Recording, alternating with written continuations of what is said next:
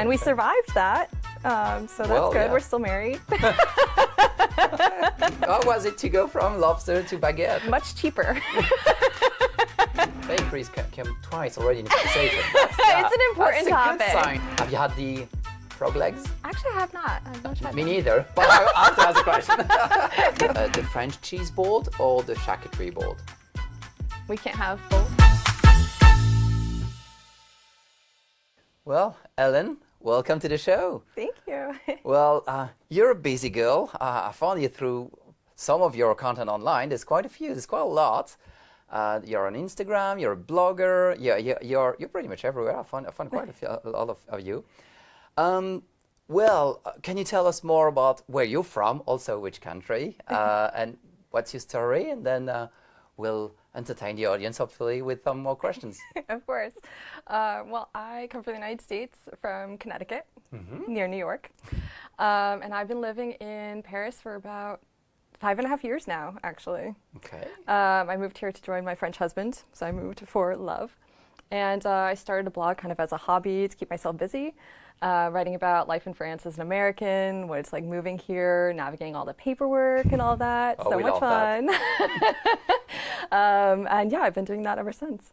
Oh yeah, I know you know why the French love the paperwork. Oh yeah. And it's much better now. I mean, we used to love chopping down trees, but now it's digital. Some of it. You're right. Yeah, There's still more work to be done. still some nostalgia going on. Indeed, indeed. Well, you kind of answered this question already, but just in case it was not obvious, so what got you to Paris, actually? Well, to France, but more specifically to Paris. Well, if we want to rewind a little bit, the first time I came to Paris was actually in 2009 as a student to study. So I was learning French at that time. Your French is impeccable. For those, usually hear us speak French, I could not pick the accent. Just 5 years in France, I'm impressed. Well, I've been studying it for a lot longer because I wanted to be a French teacher. So that's what brought me to France originally to study. And then I was just always looking for different ways to come back to France to study, to work. I've been in and out of France a few times. Okay. And then eventually I met my husband here while I was studying. And I moved to France in 2019. In the fall of 2019, before COVID. Right. The best timing, actually. Like, Really good later, timing, yeah. We moved into a studio together, and we survived that. So that's good. Yeah. We're still married. I think this was the greatest test. Yes, So absolutely. if you survive that, then now you're bulletproof now. For sure. That's good. That's good. Well, what was your first? So when you first moved to France as a student, or went to France, was it in Paris? That was Paris, yeah. That was Paris as well. Okay. So, well, actually, did anything change? You know, like, what was your first impression, like, as a student compared to as, well, with a French partner, or, you know, like, as a worker, you know? Yeah. Well, yeah, so I was a student at that time. 2009 seems like a really long time ago. It feels like ages ago. I mean, yeah, I didn't even have a smartphone at that time, so navigating Paris was a little bit different, even going on the metro. But I guess in terms of like living in a city, my point of reference is New York City for Paris. So I imagined Paris to be like this huge, monstrous city because New York City is. Paris being the capital of France, I was expecting it to be huge, anonymous and everything like that. And then I realized after living here that it's actually quite a smaller city. It's very walkable. Yeah, and a lot of districts and different vibes. Yeah, lots of different vibes. But it's a manageable city to come to as a tourist or to live here. And I run into people that I know in the streets sometimes. So, Wow. yeah. Wow. Oh, well, that's impressive. Yeah. Well, I don't know each of the American state well enough, but like Connecticut, is it like Maryland? Like, do you have like eat a lot of crabs there or something? No. No. So I cannot make the joke. Are you more? What is it like to go from crabs to croissant? No, but we do have lobster rolls. Oh, lobster. Okay. Okay. Well, then I can make this joke. So, okay. So how was it to go from lobster to baguette? Much cheaper. That's a great one. Okay, that's a great one. Okay. And so actually, that's one of the main, I would say, cultural differences between France and the US. Like the pastries culture, the cult with pastries in France.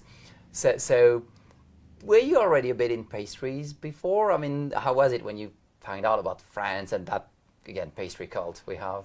I mean, I was so excited to just go to a bakery. I remember when I first landed in Paris, it was super early in the morning, maybe like 5 in the morning or 6 or something like that. And the first thing I did as a student, 2009, was walk to a bakery and buy baguette. And I still remember this moment because we just ripped off the top of it and steam came out. Wow. And it was just, freshly made. Yes. Oh, wow. And I think it probably cost less than €1 at that time, too. Yeah.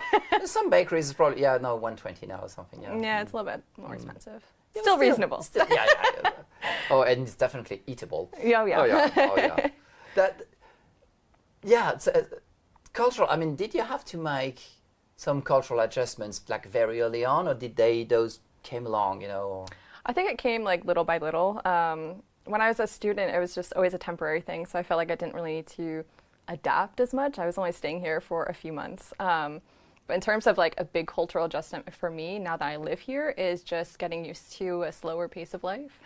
Good, right? It's definitely good. It's definitely good. I used to be one of those like really productive, like get up early in the morning, go run some errands, things like that. The lunch break. So here in Paris, I was surprised at first how stores open so late, like even 9 or 10 if you're going to the post office or something like that. Whereas in the U.S. things open at 8 in the morning or sometimes earlier, or having that long break. Banks close for an hour or two for lunch here. I'm like, what? We need to have a bite. Oh, of course. I mean, yeah, everyone needs to eat, but it was just, that's been a very big cultural adjustment for me. Oh, well, it does work both ways, because when I'm either in the US or in the UK for that, but most specifically in the US, because like you're saying, it's very, very organized, people are very busy. And so when I'm offered to go for lunch, it's like, well, I didn't know it first time around, but it's going to take like 10, 15 minutes. And because they have like a 20 minutes break or something. And well, it struck me. I was like, well, no, sorry, I need a proper, I need to sit down. I cannot walk and eat and walk and first. So no, it works both ways. And yeah, so I can understand this one, definitely. It's one big adjustment. Other things that, were maybe a bit more challenging for you, or things like, well, you didn't even thought about and struck you like this thing for the lunch break, or? I think the other thing would be paperwork and navigating all of that. Having to keep track of all the papers, because I've been doing this since like 2019. Well, since my move here, but I did paperwork before then too, different visas and things. And you have to keep everything. Everything needs to be scanned, digitized. Oh, yeah. Don't lose any paperwork. You never know when they may ask you at the prefecture for something. That's right. I mean, it's funny because very often I meet people who tell me like they come with, like a dossier that thick, but only need this. But just in case you need any of those in that pile, well, you don't really want to bring that, because if you miss just one document, then they will reject it or tell you to come back or whatever. And it's like, oh, yeah. Everything has to be done a very specific way. And like you were saying, unfortunately, we're still chopping down quite a lot of trees for those processes. Although they've done a lot of progress. I mean, since absolutely. COVID, they've digitalized a lot of things, which is great. But yeah, I know. Well, I mean, I cannot blame foreigners to not like French admin and paperwork, because even us, we hate it. So yeah, we don't love it. So no. Yeah, well, and so you've been in Paris as a student. You've been in Paris as I would say a worker, I suppose. Although you're self-employed. Self-employed, yes. But so as you've been around for a while, and I think I always like those moments where you see the city with fresh eyes, I would say, when you first moved there and you discover that. So over time, obviously, as you've been around and you work in the city, so any Parisian gems you may have found or you particularly enjoy to get lost into? Or? I guess an area that I always recommend that people visit is in the 10th and the 11th district, which is where I used to live. I just moved out of that area. But Canal Saint-Martin is just such a beautiful area of Paris, and there's so many good restaurants and bars and bakeries there. I have a list of recommendations that I give people when they come. bakeries came twice already in the conversation. It's an important topic. That's a good sign. That's a good sign. But also something that a lot of people don't do is taking a tour of the Seine River, but also the canal. And so going like under from Bastille up to Parc de la Villette, you can go through the locks. Accent. You go on this boat tour like under the city through different locks. Have you ever done it? No, actually I haven't. You need to do it. It's I've really done cool. the bateau mouche. I don't know, did you translate Yes, fly boats. I don't know what we call it. that? Sounds a bit weird. Okay, well, let's stick with the bateau mouche. Or the narrow boats, maybe the narrow boats. So I mean, that's the classic tour on the Seine. But if you go up the canal, you can go, through the locks and things like that, and that's really cool. Yeah. But it sounds great. I wasn't even aware of that. Okay, well, it's a great tip. Okay, and actually, how do one get to do that? There's a couple different tours that do it. If you just look up Canal boat tour. Okay, yeah. Well, yeah. I'll Google it. Okay, great.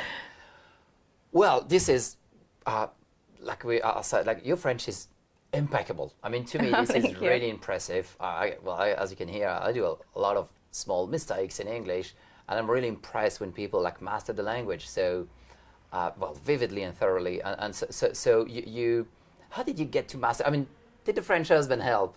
No. You didn't? Wow, that was a shock. I'm throwing him under the bus.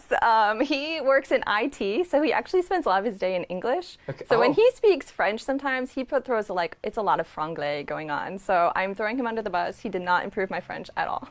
Oh, wow. Well, sorry, I mean, don't share the link with him.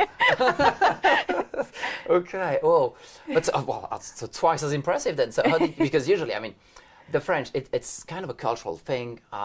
We do have this culture of we like to correct other people's mistake, and it's not to be rude. It's really cultural. I mean, I'm in my 40s, and my grandma still corrects me. So it's really. I mean, we keep on doing that because French is so difficult to master. I think we like to correct each other's mistakes if we know each other. Obviously, if it's a complete foreigner, this would be rude. But so was it like this for you, or? I mean, did people help you improve, or did you like self-improve because you studied the grammar and stuff, or how did you do? I studied a lot. I really enjoyed learning the grammar. That's I'm one of those stage 3 weird mathersism or something. Okay, well, I started learning French in middle school, and I always knew I wanted to become a teacher. Once I started learning French, I was like, I'm going to become a French teacher. So at the age of 12, I decided I was going to become a French teacher. Also very weird, perhaps, very nerdy. So with that goal in mind, I did everything that I had to do in order to improve my French. So I sought out opportunities to work on my French. I ended up doing an immersion program later at a master's level in the United States. So that helped a lot as well with phonetics. And I've been told, I think, in the US, usually it's more like Spanish. I mean, French is not the go-to language usually. No. And at my school, I think my choice was between French, Spanish, and Italian. Okay. And I don't know, I chose French because it was different, because not as many people were going for it. And so I like different. Yeah. That's a good reason. I just fell in love with the language. One of my first teachers was actually from France, and I loved listening to her accent. It was so beautiful, and I happened to be good at mimicking it. So that was something that actually came easy to me. But how did you improve on the pronunciation? Because again, the accent, yours is so impeccable. Oh, thank you. How did you? In terms of pronunciation, it was just being able to mimic it was something that came easily to me. That was the part that was easy to me. Great with languages. I don't know. I don't know any others other than English. So that's what came easy to me, I guess. And everything else I had to kind of work at. And I think what was the hardest for me about learning French was having the confidence to speak in French. So in fact, when I studied abroad in Paris that first time, I barely spoke any French to people. Okay. I was too nervous about it. But you could understand it already. I could understand a lot, but I was that's just already great. I was always overthinking what to say, how to say it, how do I form that perfectly. Do you think in English or in French? Now I think in French, so I don't really. It just happens somehow at this point. It's good with all the practice. Yeah, well, for me actually, my English abruptly improved when I started to let go of the French, I would say, mindset of thinking, because. Well, all languages, French and English, I mean, they're so radically different in the way we build sentences, and even if the kind of message we want to send across. I would say, maybe I'm wrong, but that's just my opinion. But like English is more information oriented. Like you're trying to send information and as quickly and as efficiently as you can. Whereas French, we'll have a lot of words, like contextual things around and emotions. We like to load sentences with emotions and stuff. So obviously, then, the logic, and obviously the logic is very often reversed, the words and stuff.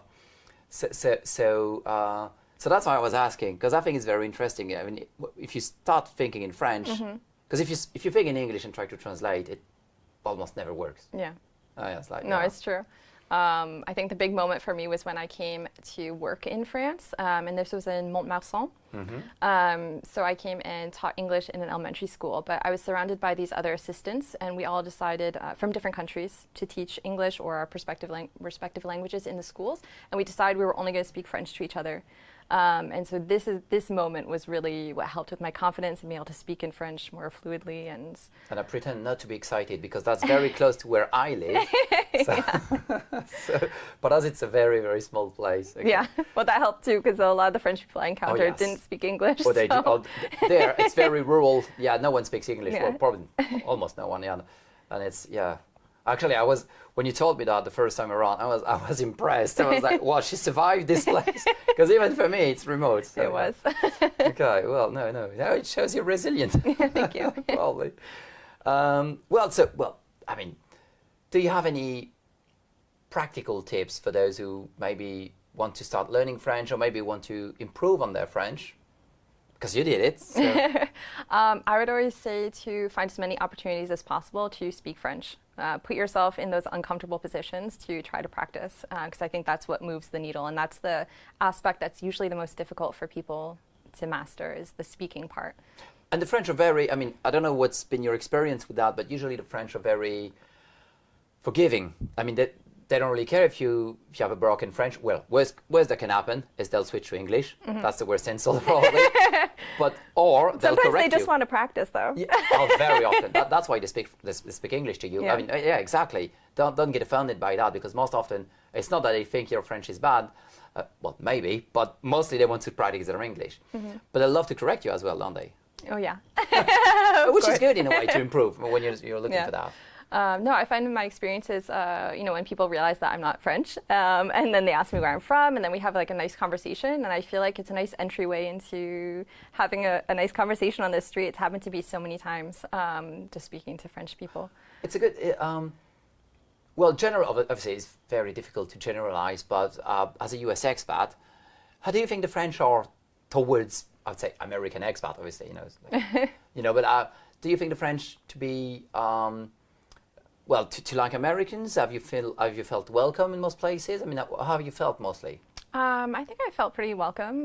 Most people are usually curious. They want to know what it's like. A lot of people ask me, what is it like in the U.S. and different traditions or things that we do. And I always have such a hard time answering because I'm only from one state, and the U.S. is such a diverse place. So I have a hard time answering. What do people eat for dinner, or how do people celebrate this, or there's so much variety in the United States. It's a good angle. Never thought about this, but yes, because France, there's a lot of diversity in France, but we tend to see ourselves, even to picture ourselves as the French or what's going on in France. And I think pretty much every French person thinks that his way of living in France is the way. And so I think we project that onto other cultures. But sometimes, and especially in a country as big as the US, there's a lot of it's difficult to say the Americans. But if my personal experience and way of seeing that is relevant, I would say and so I would say we, but we love Americans, we love foreign people. Actually, anyone that's not French is an instant, oh, wow. Oh, what's been your experience? Exactly what you said. I would instantly say, oh, where are you from? How is it like there? And I say, I used to be insulted when people would be like, oh, you're not from here, or you're not French, or something like that, when they detected that accent or the mistake that I made in grammar. And then I was like, let me just accept it. They're curious, they want to know. We love accents. We love accents. So it's like, for us, it's sexy. It's something that we would see as exotic. Especially in the US, you literally come from overseas. Yeah. So we love it. We love it. And So that's about the language. Obviously, you also mentioned the other aspect, which is the one we all love and do not dread, obviously, which is the admin part of moving to France. Any practical tips for that? It's like pitfalls not to fall into? Scan everything. Digitize everything. Don't lose anything. Oh, yes. And then just to have a lot of patience and to follow up on things. Don't let your paperwork just sit somewhere, like follow up on it, Yes, because, weirdly enough, although there's a lot of paperwork, but the French and the French admin, they will get things done. They will get back to you. They will process whatever you send them. It's not necessarily going to be accepted, but they will answer. So, in a way, it does work, but it's slow, it's very confusing. Yeah, I know sometimes I think it's on purpose, like the visa. Yeah. They like when you go on a non-working visa, they've called it the visitor visa, which looks like it could be like some sort of a tourist visa, and it's not. Yeah. But I like to say, yeah, we've made it because we're French, and otherwise that wouldn't have been confusing, so not funny. So that's probably the reason, I know. So you've been here for a while, but maybe there's still things on your bucket list. Let's stick to Paris, but if you want to broaden that. Let's see, things in to do, Paris. What to see. I've done just about everything in Paris. Oh. But things you wanted to do, yeah. There is something I haven't done in Paris, and that's visit the sewers. Oh. Say like this. I don't know. There's a sewer museum. Have you done it? No, I know, but I'm mindful of the audience. When you put I'm not going to this, just climb down there. There's a museum. Yeah, no, it's a tidy and neat place. Yeah, no, it's totally legal. I'm not talking. It's not like visiting the sewers of New York or something. No. Well, yeah, okay. And I've heard it's pretty cool to visit. Yeah, have you done the catacombs? I've done the catacombs multiple times. Yeah, so it's a bit creepy, but it's nice, yeah. And if we widen the net to maybe the whole of France, some things on your list, or maybe on the menu? There's a lot of France to see. I will say I recently took a trip in Bretagne. Okay. So I did the northern coast. We did a camping trip. We rented a little van and just went along the coast. It was so beautiful. I think it was about a week and a half we did. Nice. Okay. Yeah. And we could have done longer. There was still so much to see. We only did the northern part of Brittany. And so you saw the Mont Saint-Michel? Yeah. Oh, amazing. Yeah. It's good, yeah. It is. This is, I'm super heavily biased. Obviously, I'm French, but there's so much diversity in France: landscapes, people, cultures. And so, the country the size of Texas. Yeah. For me, obviously there's diversity in the US, but that's massive. France is much smaller, but yeah, there's and even the weather. Yeah. It's so different. Brittany to Paris to Normandy to the Savoie, obviously the Riviera.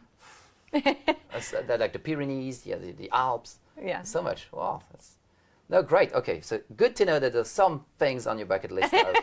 And so, maybe menu, I don't know. Things that, have you had the frog legs? Actually, I have not. I've not tried Me them. neither, but I have to ask a question. No, I haven't tried them yet. It's the opportunity has not presented itself. That's such a stereotype, that's why. Have you eaten snails? I have, yeah. And how was it? Yeah, they were okay. I don't know. The texture is... I've been told in English, okay is not fine. It's not. No, it's different than fine. Okay, I'll write it down. Okay, snails are okay. Okay, okay, that's my favorite part of the show, the quickfire round. If you're ready for that. I'm ready. Okay, you're up to the challenge.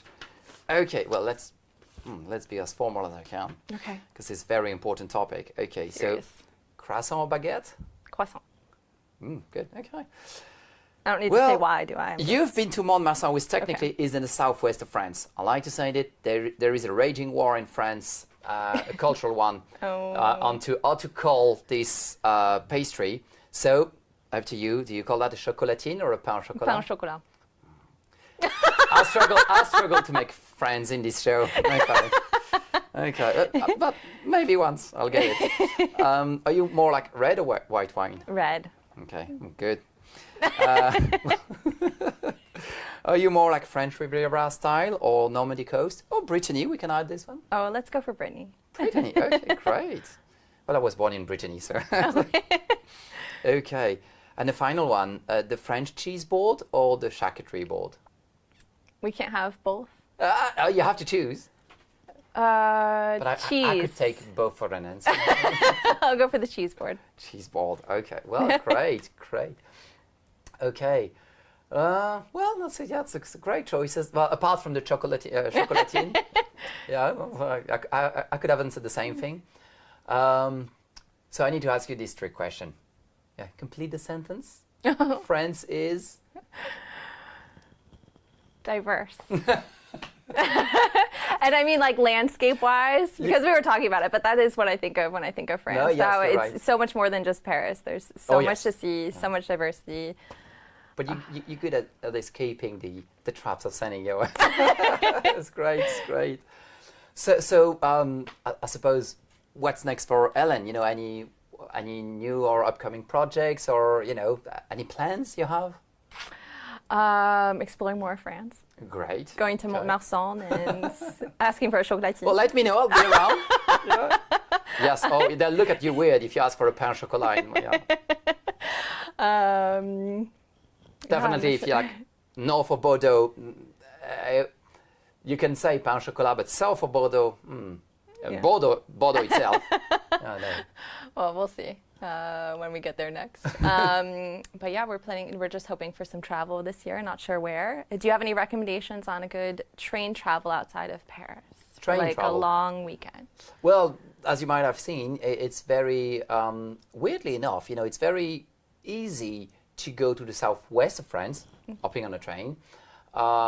It's quite, well, it's not harder, but it's slower to go to the east side of France, unless you go to Lyon. Lyon is okay, but then if you go to Nice, it's like 5-6 hours, and Bordeaux is like 2 hours. Yeah.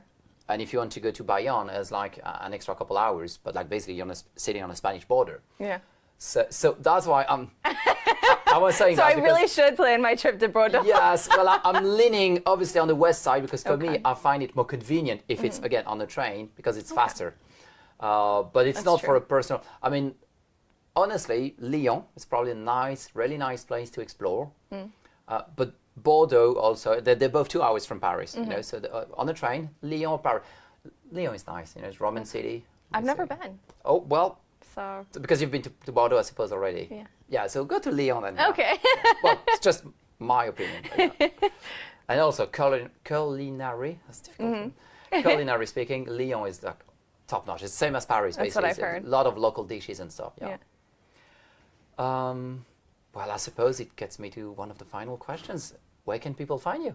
Yeah. Well, people can find me on my blog, American in France. Yeah. Great name. Great name. Yeah. And on Instagram as well. Because you couldn't say, how do you couldn't say, what's your state's name? Connecticut. Connecticut. You couldn't say. It's so difficult. Some words are so hard for me to pronounce. Even when I hear you say it, it's like... It's a hard one. It is. For a French palate. Yeah. Okay, well, great. Well, thank you for your time, Ellen. It was really great having you. This was fun. And hopefully we'll reconnect soon. Yeah. Absolutely. Thank Thank you. you.